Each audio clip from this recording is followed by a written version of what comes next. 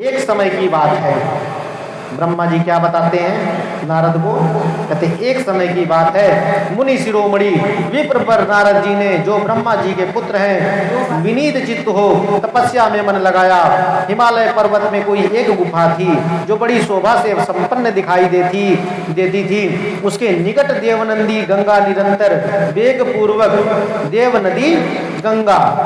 निरंतर वेग पूर्वक बहती थी। वहाँ एक महान दिव्य आश्रम था जो नाना प्रकार की शोभा से सुशोभित था। दिव्यदर्शी नारद जी तपस्या करने के लिए उसी आश्रम में गए। कौन गया? नारद जी। वो जो आश्रम देखे बहुत सुंदर था। कहते हैं गंगा जी बह रही हैं, और क्या चाहिए, और बहुत अच्छी आश्रम था। तो वहाँ तपस्या के लिए नारद जी चले गए। उस गुफा को देखकर मुनिवर नारद बड़े प्रसन्न हुए और सुदीर्घ काल तक वहाँ तपस्या करते रहे। कह रहे बहुत अच्छा स्थान है, रमणीय स्थान, इससे बढ़िया तो कुछ है ही नहीं है। और वहाँ बहुत सालों तक तपस्या करते रहे, सुदीर्घ काल तक, बहुत दीर्घ काल यानी लंबे समय तक। उनका अंतःकरण शुद्ध था। वे दृढ़ता पूर्वक आसन बांधकर मौन हो प्राणायाम पूर्वक समाधि में स्थित हो गए। ब्राह्मणों, उन्होंने वहां समाधि लगाई जिसमें ब्रह्म का साक्षात कराने वाला अहम ब्रह्मास्मि, मैं ब्रह्म हूँ, यह विज्ञान प्रकट होता है। मुनिवर नारद जी जब इस प्रकार तपस्या करने लगे, उस समय यह समाचार पाकर देवराज इंद्र कांप उठे। ये तो कॉमन बात है, कोई भी तपस्या करता है तो सबसे पहले तकलीफ इंद्र देवता को होती है। चाहे वो देवता हो, चाहे वो राक्षस हो, चाहे वो मनुष्य हो, या कोई भी प्राणी हो, अगर वो तपस्या करने लगे ना तो नारद जी को, इंद्र देवता को शंका क्या होती है पता है? ये हमारा इंद्रासन लेगा, इसीलिए ये तपस्या कर रहा है, ये हमारा स्वर्ग छीन लेगा, फिर हम कहाँ रहेंगे? ये हमारा स्वर्ग छीन लेगा तो हम कहाँ रहेंगे? क्योंकि जो इंद्र देवता हैं देवताओं के राजा हैं, देवताओं के राजा हैं, उनके अधीन सारे देवता हैं, सारी देवता उनकी प्रजा है। किसकी? इंद्रदेव की। और कोई भी जब नारद मुनि बैठ गए तपस्या के लिए तो इंद्र को लगा उनको तो छोटा मोटा कुछ नहीं चाहिए, लगता है मेरा स्वर्ग ही चाहिए, क्योंकि उनको शंका की बीमारी है। क्या है? उनको शंका की बीमारी है, और शंका का कोई समाधान नहीं होता और कोई दवाई भी नहीं है उसकी। कहते हैं वे मानसिक संताप से विहल हो गए। मानसिक यानी शंका जो दिमाग की उपज थी, उससे वो बौखला गए। उसके बाद ये नारद मुनि मेरा राज्य लेना चाहता है, लिखा है ना इसके अंदर, ये मेरा स्वर्ग लेना चाहता है। मन ही मन ऐसा सोचकर इंद्र ने उनकी तपस्या में विघ्न डालने के लिए प्रयत्न करने की इच्छा की। कहते हैं जाऊंगा मैं इनकी तपस्या भंग कर दूंगा, कैसे मेरा राज्य लेंगे? तो इच्छा की। तो उसी समय देवराज ने अपने मन से कामदेव का स्मरण किया। किसको बुलाया? कामदेव को। वो तो राजा हैं, वो तो किसी भी देवता को याद करेंगे वो तत्काल हाजिर होगा, बोलेगा प्रभु आज्ञा दीजिए क्या करना है, क्योंकि वो तो राजा हैं, बाकी तो सब प्रजा हैं। कहते हैं स्मरण करते ही कामदेव आ गए। कहते हैं महेंद्र ने उन्हें नारद जी की तपस्या में विघ्न डालने का आदेश दे दिया। जाओ विघ्न डाल दो तपस्या में। नारद जी बैठे हुए, नारद जी फला गुफा के अंदर। तो यह आज्ञा पाकर कामदेव वसंत को साथ ले बड़े गर्व से उस स्थान पर गए और अपना उपाय करने लगे। अब भैया कामदेव जी हैं, कामदेव को तो नाना प्रकार की लीलाएं आती हैं, क्योंकि नाम ही उनका कामदेव है। ठीक है, तो काम का जो मालिक है वो कामदेव है। तो वो तो पता नहीं कितना कितना कितना विकार छोड़ने लगे नारद के ऊपर। उन्होंने वहां शीघ्र ही अपनी सारी कलाएं रच डाली, जितनी कला आती थी सब रच डाली। बसंत ने भी मद होकर अपना प्रभाव अनेक प्रकार से प्रकट किया, क्योंकि राजा का आदेश था, पालन करना था, वो तो अपनी ड्यूटी कर रहे थे। मुनिवरों, कामदेव और वसंत के अथक प्रयत्न करने पर भी नारद मुनि के चित्त में विकार उत्पन्न नहीं हुआ। कामदेव ने खूब लीला फैलाई, लेकिन नारद को कुछ नहीं हुआ, टस से मस नहीं हुए, क्योंकि अहम ब्रह्मास्मि, मैं ही ब्रह्म हूँ, ऐसा कर कर बैठ गए थे आसन मार के, वो भी मौन धारण करके। महादेव जी के अनुग्रह से उन दोनों का गर्भ चूर्ण हो गया। महादेव जी की कृपा थी नारद के ऊपर, तो उनका जो गर्व था कि घमंड था कि हम तो कुछ भी कर सकते हैं, तो उनका घमंड चूर हो गया। देखो दक्षिणा दे रहे, लेके आ जाओ। तो उनका घमंड चूर्ण हो गया। सौनक आदि महर्षियों ऐसा होने में जो कारण था उसे आदर पूर्वक सुनो। कारण क्या था, ऐसा क्यों हुआ? कहते महादेव जी की कृपा से ही नारद मुनि पर कामदेव का कोई प्रभाव नहीं पड़ा। पहले उसी आश्रम में काम शत्रु भगवान शिव ने उत्तम तपस्या की थी। कहते हैं कि पहले उसी आश्रम में जहाँ पे नारद जी बैठे थे, किसी ने तो वो गुफा बनाई होगी ना। जब इतनी सुंदर थी तो कोई न कोई तो वहाँ होगा जिसने बनाई होगी, और बना करके तपस्या करके चले गए और छोड़ गए। क्योंकि जो साधु संत होते हैं उनको किसी से कोई मतलब नहीं होता, जहाँ रहते हैं उसको सुंदर स्थान बना देते हैं और तपस्या करने के बाद किसी दूसरे स्थान पे चले जाते हैं और फिर वहाँ तपस्या करने लगते हैं। क्योंकि साधु जो होता है एक जगह नहीं रहता, वो घूमता रहता है, विचरता रहता है। कहते हैं पहले उसी आश्रम में काम शत्रु भगवान शिव ने उत्तम तपस्या की थी। भगवान शिव ने ही तपस्या की थी और वहीं उन्होंने मुनियों की तपस्या का नाश करने वाले कामदेव को शीघ्र ही भस्म कर डाला था। कहते हैं वहीं कामदेव को भस्म किया था भगवान ने उसके बाद फिर जीवित कर दिया था। कहते हैं उसी समय रति ने कामदेव को पुनः जीवित करने के लिए देवताओं से प्रार्थना की थी कि इनको तो कम से कम जीवित कर दो, हमारे पति नहीं रहेंगे तो हमारा क्या होगा और इस दुनिया का क्या होगा। जब काम की भावना किसी के अंदर रहेगी ही नहीं तो ये दुनिया चलेगी कैसे? पुत्र नहीं होगा, पुत्री नहीं होगी और फिर संसार यहीं रुक जाएगा। तो प्रभु ने सोचा, रति का कहना तो ठीक है, अगर ऐसा नहीं हुआ तो फिर सृष्टि की जो रचना की है ब्रह्मा जी ने, ये सुव्यवस्थित तरीके से चल ही नहीं सकती। क्योंकि जितने लोग आज हैं उतने ही रह जाएंगे, आगे सृष्टि बढ़ेगी ही नहीं। तो भगवान ने कृपा की सब कुछ सोच समझ करके कि तब देवताओं ने समस्त लोगों का कल्याण करने वाले भगवान शंकर से याचना की। उन्होंने याचना करने पर वे बोले, देवताओं कुछ समय व्यतीत होने के बाद काम जी जीवित हो जाएंगे। कुछ समय बीतेगा, तुरंत नहीं होंगे, कुछ समय लगेगा, क्योंकि इन्होंने बड़ी लीलाएं करी हमारे लिए, हमारी तपस्या भंग करने के लिए, तो कुछ समय लगेगा। परंतु यहाँ उनका कोई उपाय नहीं चल सकेगा। कहते हैं लेकिन यहाँ जिस जगह मैंने तपस्या की है, आज के बाद यहाँ कोई भी तपस्या करेगा तो कामदेव उसको कुछ नहीं कर पाएंगे, यहाँ उनका कुछ चलेगा ही नहीं।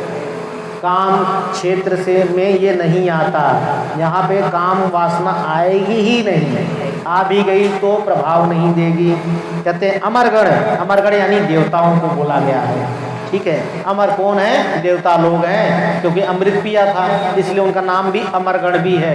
कहते हैं यहाँ खड़े होकर लोग चारों ओर जितनी दूर तक की भूमि को नेत्र से देख पाते हैं वहां तक कामदेव के बाणों का प्रभाव नहीं चल सकेगा।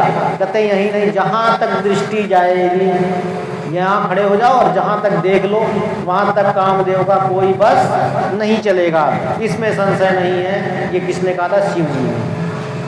भगवान शंकर की इस उक्ति के अनुसार उस समय वहाँ नारद जी के प्रति कामदेव का निजी प्रभाव मिथ्या सिद्ध हुआ, यानी झूठा साबित हो गया।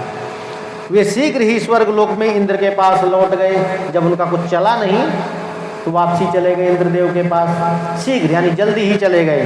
वहाँ कामदेव ने अपना सारा वृत्तांत और मुनि प्रभाव कह सुनाया, बता दिया, भैया इंद्र देवता जी, महाराज जी, मैं गया, असफल होके आ गया, सारी क्रियाएं कर चुका लेकिन मैं कुछ कर नहीं पाया। तत्पश्चात इंद्र की आज्ञा से वे वसंत के साथ अपने स्थान को लौट गए। भाई इंद्रदेव ने, ठीक है भैया तुम्हारे बस की नहीं है, तुम जाओ यहाँ से कोई नहीं, हम दूसरा कोई उपाय करेंगे। उस समय देवराज इंद्र को बड़ा विस्मय हुआ, आश्चर्य हुआ, ऐसा कैसे हो सकता है? काम के बस में तो सब है और तो ये कैसे नहीं है? तो उन्होंने नारद जी की भूरी भूरी प्रशंसा की और नारद जी की बहुत प्रशंसा की, बहुत तेजस्वी हैं, बहुत तपस्वी हैं। और परंतु शिव की माया से मोहित होने के कारण वे उस पूर्व वृत्तांत को स्मरण न कर सके, क्योंकि शिव जी की माया थी और उसमें वो मोहित हो गए थे इंद्र देवता। तो इसलिए जो पुरानी कथा थी शिव जी वाली कामदेव के उस स्थान की, वो उनको याद नहीं आया, भूल गए थे। वास्तव में इस संसार के भीतर सभी प्राणियों के लिए शंभु की माया को जानना अत्यंत कठिन है। जिसने भगवान शिव के चरणों में अपने आप को समर्पित कर दिया है, उस भक्त को छोड़कर शेष सारा जगत उनकी माया से मोहित हो जाता है। कहते हैं जिसके ऊपर प्रभु की कृपा है, प्रभु का भक्त है, वो माया से मोहित नहीं होता, बाकी सब हो जाते हैं। नारद जी भी भगवान शंकर की कृपा से वहाँ चिरकाल तक तपस्या में लगे रहे। भोले बाबा की कृपा थी तो बहुत समय बीत गया और तपस्या वो करते रहे। जब उन्होंने अपनी तपस्या को पूर्ण हुई समझा, तब वे मुनि उससे विरत हो गए। जब देखा कि अब मेरी तपस्या पूरी हुई, तो वहाँ पे वो तपस्या छोड़ दिया। कामदेव पर मेरी विजय हुई, ऐसा मानकर उन मुनीश्वर के मन में व्यर्थ ही गर्व हो गया। किसके? नारद के। अब नारद जी ने जब देखा कि अच्छा ठीक है महाराज, हमारी तपस्या तो पूरी हुई, अब मैंने कामदेव पे विजय पा लिया। कामदेव ने तो कुछ किया ही नहीं, मेरा कुछ कर ही नहीं पाए, सारी लीला दिखा के चले गए। और यहीं से नारद को घमंड हो गया। और नारद का घमंड किसने तोड़ा? विष्णु भगवान ने। फिर बताते हैं आगे, शॉर्टकट में बता दूं? शॉर्टकट में बता दूं? हाँ, शॉर्टकट में बता। कोई बात नहीं। भगवान शिव के माया से मोहित होने के कारण उन्होंने यथार्थ बात का ज्ञान नहीं रहा। वे नहीं समझ सके कि कामदेव के पराजित होने में भगवान शंकर का प्रभाव ही कारण है। वो भगवान भोले बाबा की कृपा थी, इसलिए नारद जो थे जीत गए थे। अब वो अपनी विजय समझ रहे थे उसको। समझिएगा मेरी बात। उस माया से अत्यंत मोहित हो मुनि शिरोमणि नारद अपना काम विजय संबंधी वृत्तांत बताने के लिए तुरंत कैलाश पर्वत पर गए। भाई बहुत खुश हुए, आज चलता हूँ भोले बाबा को बताऊंगा, अपने बड़े पिताजी को बताऊंगा, यानी ताऊ जी को, अपने ताऊ जी को बताऊंगा कि मैंने कामदेव को जीत लिया है। और जिसने कृपा की उसी को बताने जा रहे हैं। तो समझाया भोले बाबा ने, हमें तो बता दिया ठीक है, लेकिन ये विष्णु भगवान को मत बता देना जा करके। तो कथा में कहते हैं उस समय वे विजय के मद से उन्मत्त हो रहे थे। वहां रुद्रदेव को नमस्कार करके गर्व से भरे हुए मुनि ने अपने आप को महात्मा मानकर तथा अपने ही प्रभाव से कामदेव पर अपनी विजय हुई समझकर उनसे सारा वृत्तांत कर सुनाया। किससे? भोले बाबा से, शिव जी से। वह सब सुनकर भक्त वत्सल भगवान शंकर ने नारद जी से अपनी शिव की ही माया से मोहित होने के कारण काम विजय के यथार्थ कारण को नहीं जानते थे और अपने विवेक को भी खो बैठे। और भोले बाबा से क्या कहते हैं जाकर के नारद जी? बता दिया कि हम तो जीत गए कामदेव को। रुद्र बोले, फिर रुद्र देवता बोले, तात नारद तुम बड़े विद्वान हो, प्रशंसा करें। थोड़ा गुब्बारे में हवा भर दिया प्रभु ने, क्योंकि घमंड को भी चूर करना था तो हवा भरना जरूरी था। कहते हैं किसी को अगर दंड देना है और वो गलत कार्य कर रहा है, उसे रोकिए मत, उसे रोकिए मत, उसको बल्कि और कहिए अरे वाह बहुत अच्छा कर रहे हैं, ठीक है बेटा ठीक है। तो वो क्या करेगा? अब सोचेगा मैं तो बहुत अच्छा काम कर रहा हूँ, और फिर वो जाके कहीं धोखा खा जाएगा। इसलिए शुभ चिंतक वो होता है जो आप गलत कार्य करें तो वो रोके। यहाँ तो प्रभु को इनका घमंड तोड़ना था, ये भी इनके शुभ चिंतक हैं प्रभु जी, कि चाहते थे कि नारद बहुत बड़े मुनि हैं और ये ऐसी गलती ना करें, इसलिए उन्होंने कुछ नहीं बोला और बोला तुम तो बड़े विद्वान हो तात नारद, यानी पुत्र नारद तुम बड़े विद्वान हो, धन्यवाद के पात्र हो, तुम्हारी तो प्रशंसा होनी चाहिए तुम। परंतु मेरी यह बात ध्यान देकर सुन लो, ये सब तो ठीक है, लेकिन जो बोल रहा हूँ वो भी समझ लो। अब फिर से कभी ऐसी बात कभी ना कहना, कह तो दिया लेकिन दोबारा ऐसी बात कभी मत बोलना, विशेषतः भगवान विष्णु के सामने, क्योंकि वो छलिया हैं, छलिया हैं। और हर मर्ज का इलाज किसके पास है? विष्णु भगवान के पास है। क्योंकि देखो कहते हैं हर समस्या का समाधान कहाँ है? विष्णु भगवान के पास है। और वरदान देने का अधिकार कहाँ है सबसे ज़्यादा? भोले बाबा के पास है। वो कहते हैं ठीक है ये मस्तू, जो मांग लो कहेंगे ये मस्तू, रोकेंगे ही नहीं, जो चाहिए ठीक है बेटा मिल जाएगा ये मस्तू। तो वो कुछ भी दे देते हैं, आप कुछ भी मांग लो, इसलिए उनको भोले कहते हैं। और विष्णु भगवान सोच समझ के देते हैं, जानते हैं इससे क्या गड़बड़ होने वाला है। अच्छा, उसको कुछ न कुछ छलिया कहते हैं, इसीलिए उनको छल पूर्वक वो कुछ भी देते हैं तो वो समझ के देते हैं, ऐसे नहीं देते। आप कुछ भी मांग लो तो नहीं देंगे, वहाँ कुछ न कुछ अपना गणित लगा देंगे कि जिससे आपका कल्याण हो जाए। और भोले बाबा कहते ठीक है बेटा जाओ, मिल गए।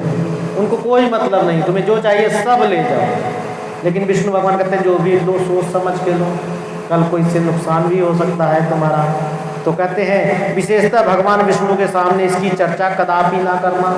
उनको तो बताना ही नहीं कि ऐसा कुछ हुआ था तुम्हारे साथ, नहीं तो वो कोई न कोई लीला रच देंगे, क्योंकि लीलाधारी हैं, वो लीला रचने में माहिर हैं। कहते हैं तुमने मुझसे अपना जो वृत्तांत बताया है उसे पूछने पर भी दूसरों के सामने मत कहना, अगर कोई पूछ भी रहा हो तब भी मत बताना। यह सिद्ध संबंधी वृत्तांत सर्वथा गुप्त रखने योग्य है। कहते हैं जो तुम्हारा चर्चा हुआ है, अभी तुम्हारे साथ घटना हुई है, इसको गुप्त रखना, समझ लेना कि हुई ही नहीं, इसे कभी किसी पर प्रकट नहीं करना चाहिए, ऐसी बातें किसी को बतानी नहीं चाहिए। तुम मुझे विशेष प्रिय हो क्योंकि मैं तुम्हारा शुभ चिंतक हूँ, तुम्हारा पिता हूँ, तो तुम मेरे प्रिय हो, इसलिए मैं तुम्हें सावधान कर रहा हूँ। इसलिए जोर देकर मैं तुम्हें यह शिक्षा देता हूँ और इसे न कहने की आज्ञा देता हूँ, और आज्ञा भी दे रहा हूँ, शिक्षा भी दे रहा हूँ और आज्ञा भी दे रहा हूँ, क्योंकि तुम भगवान विष्णु के भक्त हो और उनके भक्त होते हुए ही मेरे अत्यंत अनुगामी हो। कहते उनके भक्त तो है ही हो विष्णु भगवान के, और तुम मुझे बहुत प्यार करते हो, बहुत मानते हो, इसलिए तुम्हें बता रहा हूँ। कहते इस प्रकार बहुत कुछ कहकर संसार की सृष्टि करने वाले भगवान रुद्र ने नारद जी को शिक्षा दी, अपने वृत्तांत को गुप्त रखने के लिए उन्हें समझाया बुझाया, बहुत समझाया। लेकिन एक कहते हैं ना आदत होती है, अभी उस दिन भी बताए थे, जिस कार्य के लिए किसी को मना करो वही कार्य वो करेगा। आप बोल दो कि मंदिर नहीं जाना चाहिए, रोज जाएगा, और बोलो मंदिर जाना चाहिए तो नहीं जाएगा। तो जो कार्य के लिए बोलोगे वो मना करोगे वही कार्य वो करेगा। तो कुछ बालक ऐसे होते हैं कि जिनको कुछ मना करो वही कार्य वो अक्सर करते हैं। तो कुछ पेरेंट्स होते हैं समझदार होते हैं, तो जो कार्य कराना होता है उनको उसी कार्य के लिए वो मना करते हैं। बेटा खूब टीवी देखा करो, तो टीवी देखना बंद कर देगा, कहेगा अच्छा कोई न कोई मतलब होगा, बंद करो भाई टीवी देखना बंद करो, आज से टीवी बंद। बेटा खूब मोबाइल चलाया करो, नहीं मोबाइल नहीं छूना, इसमें कुछ न कुछ इनका सिस्टम फिट है, सिस्टम फिट है, मोबाइल बंद। तो जिस कार्य के लिए मना करोगे वही कार्य किया जाता है। कि आज से नहीं अनंत काल से चला, भगवान नहीं बचे, हम आप तो इंसान हैं। कहते हैं परंतु वे तो शिव की माया से मोहित थे, इसलिए उन्होंने उनकी दी हुई शिक्षा को अपने लिए हितकर नहीं माना। कहते अच्छा मैंने बताया ना तो इसमें भोले बाबा का कुछ न कुछ स्वार्थ छिपा हुआ है, जो ऐसा ये बता रहे हैं कि मतलब इन्हीं को लोग पूजे और मुझे ना पूजे। मैंने इतना बड़ा चमत्कार किया, कामदेव को जीत लिया, और भोले बाबा सोचते हैं हम ही जीते हुए हैं, हम ही जीते हुए कामदेव को भस्म करके, हम तो बिना भस्म किए जीत लिए, इन्हें तो भस्म करके जीते हुए हैं। तो मतलब भोले बाबा अपने आप को बड़ा समझ रहे हैं। कुछ न कुछ यहाँ पॉइंट वाली बात है, तो पॉइंट वाली बात है तो पेट में हजम कहाँ से हो, किसी न किसी को बतानी पड़ेगी, क्योंकि हजम तो होगा नहीं, हजम हो जाता तो कल्याण हो जाता, तो इसमें वो अपना कल्याण नहीं समझे। और तदंतर मुनि शिरोमणि नारद ब्रह्मलोक में गए, उसके बाद ब्रह्मा जी के पास गए, अपने पिताजी के पास।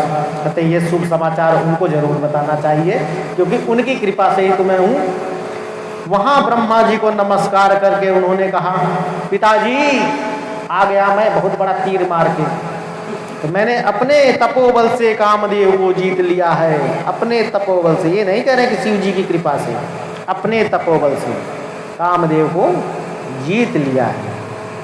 उनकी वह बात सुनकर ब्रह्मा जी ने भगवान शिव के चरणाबिंदों का चिंतन किया और सारा कारण जानकर अपने पुत्र को यह सब कहने से मना किया। तुरंत ब्रह्मा जी समझ गए, ऐसे आंख बंद किए, क्योंकि वो तो शिव जी के पुजारी हैं ब्रह्मा जी, ऐसे उनके चरण में ध्यान किए शिव जी के, तो सब समझ गए कि ये क्या करके आ रहे हैं। तो उन्होंने क्या कहा फिर नारद जी से, बोला, कहते हैं अब किसी से मत कहना, ब्रह्मा जी ने कहा। परंतु नारद जी शिव जी की माया से मोहित थे, क्योंकि शिव जी की माया थी, उससे मोहित हो गए थे। अतएव उनके चित्त में मद का अंकुर जम गया। मद मतलब अहंकार, अहंकार का जो बीज था वो जम गया। मैं कामदेव को जीत लिया, यानी मेरे से बड़ा तपस्वी कोई है ही नहीं। भोले बाबा ने तो मार दिया था, हम तो जीत लिए बिना मारे ही। तो कहते हैं उनकी बुद्धि मारी गई थी नारद की, इसलिए नारद जी ने अपना सारा वृत्तांत भगवान विष्णु के सामने कहने के लिए शीघ्र वहाँ से विष्णु लोक को गए और वहाँ से बिना देरी की, कहते हैं पहले अपने दूसरे ताऊ जी को बता के आऊँ। ठीक है, पहुँच गए विष्णु भगवान के पास में और वहाँ जाके लंबी लंबी फेंकने लगे। नारद मुनि को आते देख विष्णु भगवान बड़े आदर से उठे, देखे आ रहे हैं तो बड़े आदर से उठे, पुत्र हैं भाई, बड़े आदर से उठे और शीघ्र ही आगे बढ़कर उन्होंने मुनि को हृदय से लगा लिया। अरे आओ पुत्र आओ, तुम्हारे दर्शन करते बहुत दिन हो गए, कहाँ थे? कहते नारायण नारायण नारायण, प्रभु मैं आ गया। तो उन्होंने कहा मुनि के आगमन का क्या हेतु है? आ तो गए, किस लिए आए हो ये भी बता दो। इसका उन्हें पहले से ही पता था, किसको? विष्णु भगवान को, वो तो अंतर्यामी है, सब जानते हैं क्या होगा, क्या हो रहा है, क्या होने वाला है। तो जानते थे नारद जी किस लिए आ रहे हैं, फिर भी उन्होंने मजा लेने के लिए पूछ लिया। भैया आनंद आता, मजा आता। तो नारद जी को अपने आसन पर बिठाकर नारद जी को विष्णु भगवान ने अपने आसन पे बिठा दिया। बेटा बैठ जाओ, यहाँ पे जो उनकी सीट थी उसी पे बैठा दिया। अब वो तो 7वें आसमान पे, बताओ, मैं तो ताऊ जी की कुर्सी पे बैठ गया, इससे बड़ी बात क्या है। तो भगवान शिव के चरणाबिंदों का चिंतन करके श्री हरि ने उनसे पूछा, भैया सबसे पहले तो विष्णु भगवान ने मन में विष्णु शंकर जी को प्रणाम किया और उनके चरण स्पर्श किए और उसके बाद फिर नारद से पूछे, क्या पूछते हैं? भगवान विष्णु बोले, तात यानी पुत्र, कहाँ से आते हो, कहाँ से आ रहे हो, यहाँ किस लिए तुम्हारा आगमन हुआ है, यहाँ क्यों आए हो? मुनि श्रेष्ठ तुम धन्य हो, तुम तो बहुत अच्छे आदमी हो, तुम्हारे शुभ आगमन से मैं पवित्र हो गया। भगवान विष्णु ने ऐसा कहा कि तुम आए तो मैं पवित्र हो गया। बताओ, कोई बेटा आए और बाप पवित्र हो जाए, ऐसा कहीं सुना है? लेकिन भगवान विष्णु की भाषा फिर भी समझ नहीं पाए नारद मुनि। कहते हैं भगवान विष्णु का यह वचन सुनकर गर्व से भरे हुए नारद मुनि ने मद से मोहित होकर अपना सारा वृत्तांत बड़े अभिमान के साथ कह सुनाया। ये भी नहीं कि विनम्रता से बताया, बड़े अभिमान के साथ, पिताजी हमने तो ये तीर मार दिया, हमने तो ये तीर मार दिया, हमने इतनी तपस्या कर दी, हमने कामदेव को जीत लिया, सारा कह सुनाया जो कि मना किया गया था। ये नहीं कि केवल शिव जी ने मना किया, ब्रह्मा जी ने भी मना किया था। ठीक है भैया, कोई बात नहीं, जो भी तीर मारा ठीक है, अब आगे विष्णु भगवान को मत बता देना गलती से जा करके। और जिसको मना किया जा रहा है उसी को बताने के लिए उतावले हो रहे हैं। ये थोड़ी सी समझदारी वाली बात होनी चाहिए।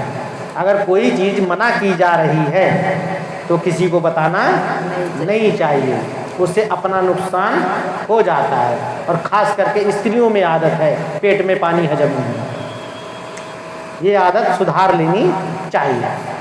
जिन स्त्रियों के पेट में पानी हजम हो जाता है वो बहुत कुछ आगे चली जाती है।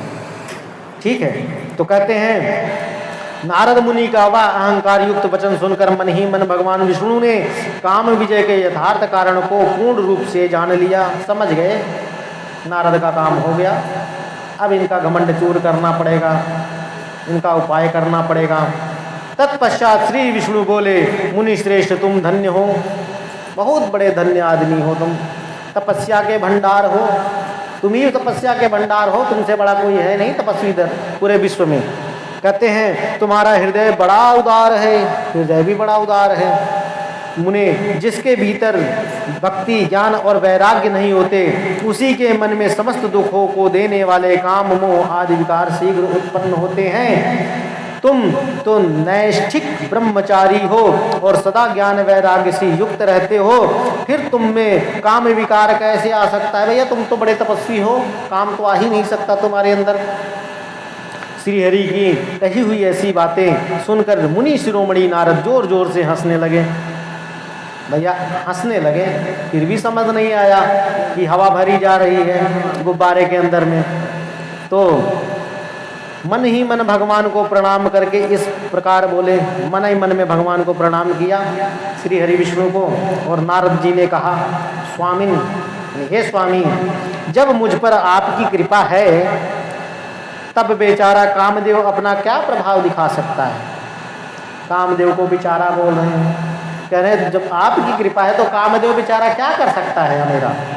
ऐसा कहकर भगवान के चरणों में मस्तक झुकाकर इच्छा अनुसार विचरने वाले नारद मुनि वहां से चले गए, धन्यवाद भी नहीं किया। तो कहते हैं इति अध्याय पहला और दूसरा, इस प्रकार से पहला और दूसरा अध्याय समाप्त हुआ।